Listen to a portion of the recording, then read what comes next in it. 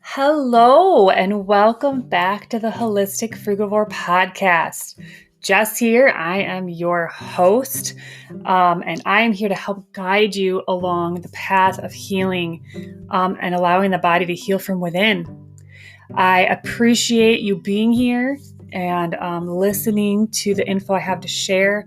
I take a lot of my own experiences and study over the years, self-study over the years, and personal experiences to put together this information to share with you in hopes that what I have experienced can also help in your experience in self-healing and this awakening process as well. So enjoy today's episode.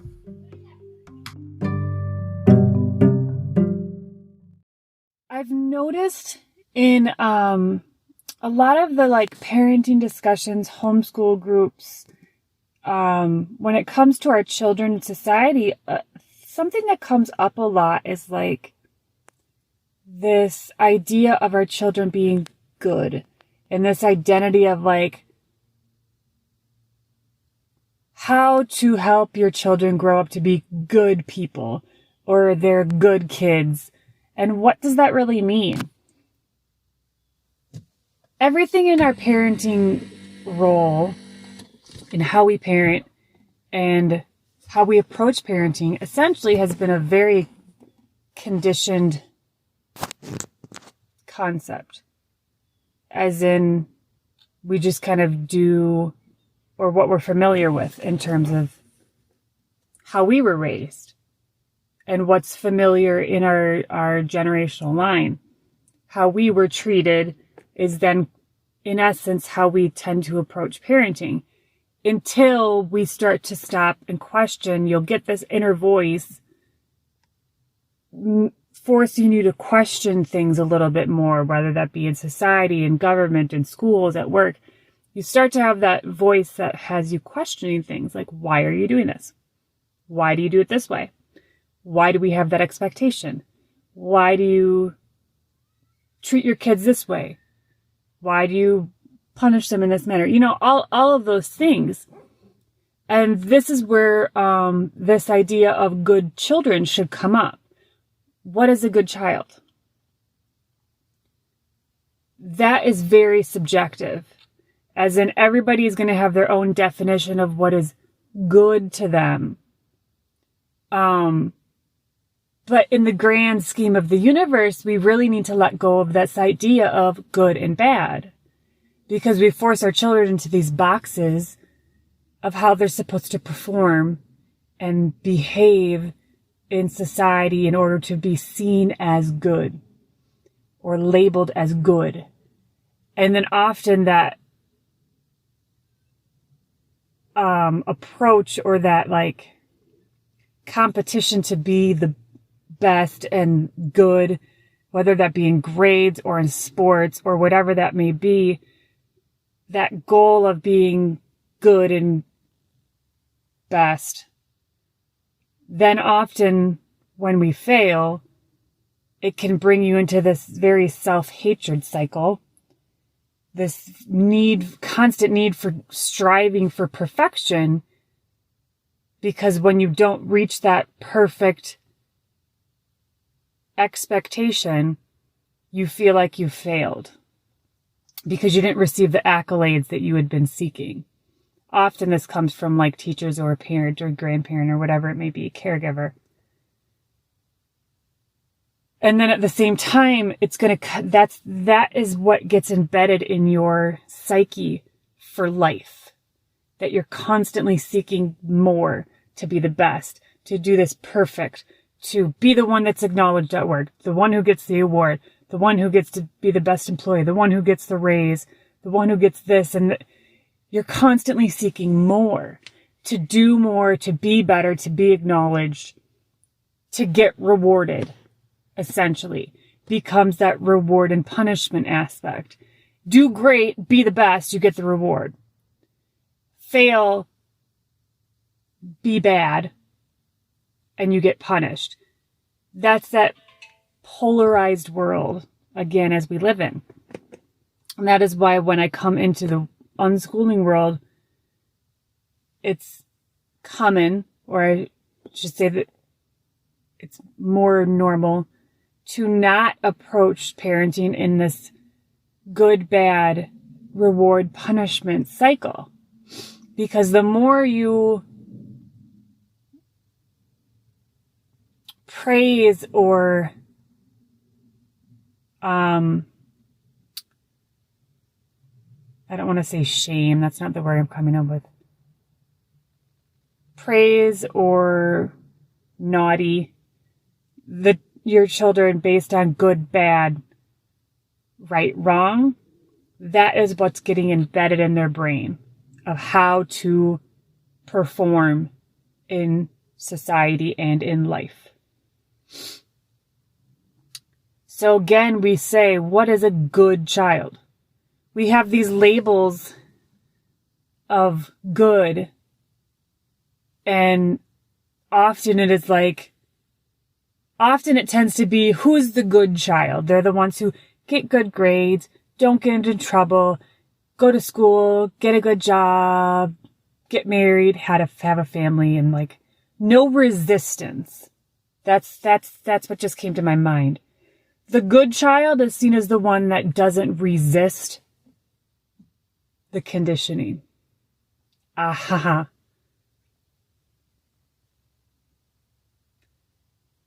The rebels are seen as the bad children, the one who question everything, the ones who go against the grain, the ones who experiment with boundaries and rules, drugs possibly, experimenting with life. The ones who kind of go into the darkness tend to have more failures, or seen as failures, but also the ones who come out so much stronger later in life. Those are often the ones that are seen as bad kids. The ones that fall. The ones who fell early, who resisted early. It's interesting because we often have this idea of like the perfect family dynamic. But the ones who are within that perfect family dynamic often also strive for the perfect family dynamic and have little to no resistance in that path. It's a very linear path. While those who have the struggles, the ones that get pushed down more often than not,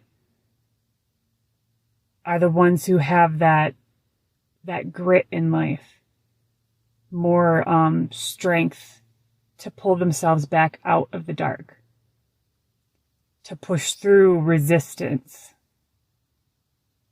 and learn along the way.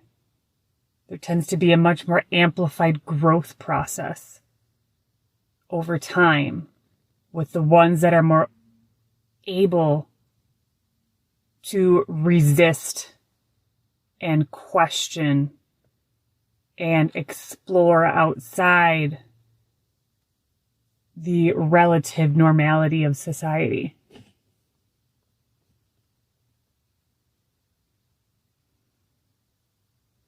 The rebels are the resistance.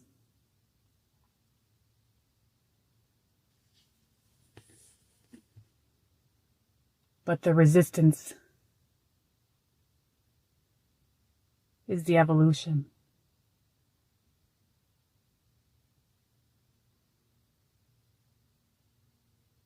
We don't evolve through submission to authority.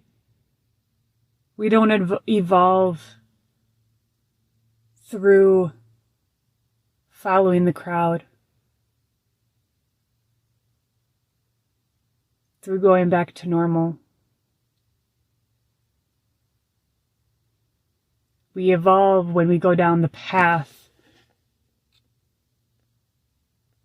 that no one else has gone down, the path that hasn't been made yet. Like when you go on a hike, this just came to my mind. When you're going on a hike in the woods, You can follow the trail that's been made for you. Or you can go off and create a new trail. The Trailblazers. So should our goal really be to have good kids? What is the definition of good or bad?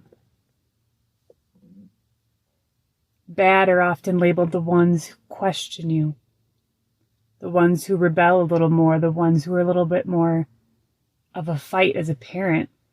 But often, within my 3 children, I can tell you the one that I struggle with the most, my middle child, is the one that is also most like me. The one who pushes back a lot more. He triggers things in me because it's a reflection of parts of me that I need to acknowledge and heal from. That's an important, super important awareness to have. The behaviors of your children that trigger you the most, that bring out the most anger or heavy emotions. My kids are coming back. Those are the ones that are revealing your deepest wounds and needs for healing. They are a very strong reflection of, hi honey. They're a very strong reflection of your healing process and need for healing. Want to say hi? Say hi.